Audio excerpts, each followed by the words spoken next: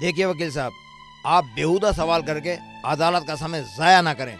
जज साहब, मैं अदालत से थोड़ा समय लेना चाहता हूँ, प्लीज सर, प्लीज सर। इजाजत है। तो इकबाल, जब आपने यामीन को पैसे दिए, उस जंगल में कुछ तो होगा, पेड़ पौधे, घास फूस, पक्षी, जानवर।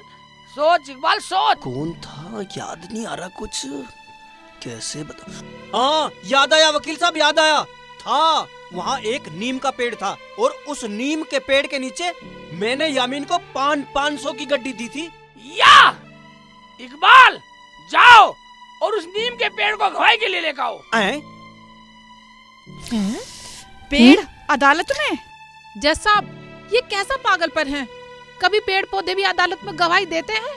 जज साहब, जब हमें पेड़ फल दे सकते हैं, फूल दे सकते हैं, अनाज दे सकते हैं, तो गवाही क्यों नहीं दे सकते? इकबाल, जा और पेड़ से कहना तुझे गवाही के लिए अदालत में बुलाया है।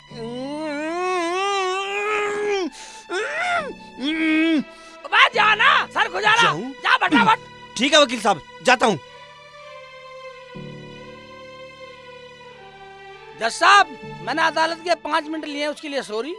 जब तक इकबाल 5 मिनट में पेड़ को लेके आए, क्या मैं पूछताछ जारी रख सकता हूँ? आप हंस क्यों रही हो वकील साहबा? जज साहब, मुझे अपने काबिल दोस्त की अकल पर हंसी आती है। ये तो हम पहली बार सुन रहे हैं कि पेड़ पौधे भी अदालत में गवाही के लिए बुलाए जाते हैं। और वो भी 5 मिनट में। वकील साहबा, आप खामोश रहिए, आप बैठ जाइए, आप अपनी पूछताछ जारी रखिए। हाँ तो यामीन जी। जी। इकबाल गवाही के लिए पेड़ को लेने गया है, क्या 5 मिनट में आ सकता है वो? आप हंस क्यों रहे हैं? मैं इसलिए हंस रहा हूँ वकील साहब कि जिस पेड़ को वो लेने गया है ना, वो तो बहुत दूर है, कम से कम 1 घंटा तो लगेगा ही लगेगा। जज साहब, ये पॉइंट नोट किया जाए और तवज्जो से नोट किया जाए। वकील साहब, वो पेड़ तो आया ही नहीं।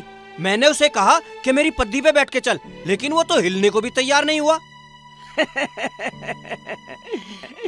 इकबाल, वो पेड़ तो अदालत में गवाही देके भी चला गया। हैं?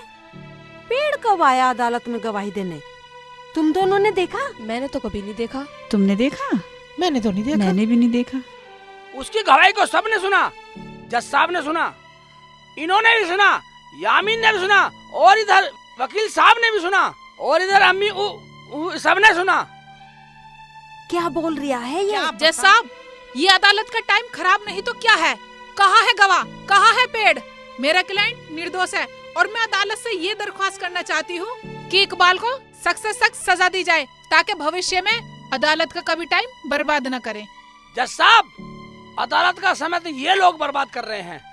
पहला पॉइंट याद किया जाए, जब मैंने कहा था कि 1,10,000 रुपए यामीन ने लिए, वो मैंने झूठ बोला था सच उगलवाने के लिए। जज साहब, तवज्जो चाहूंगा।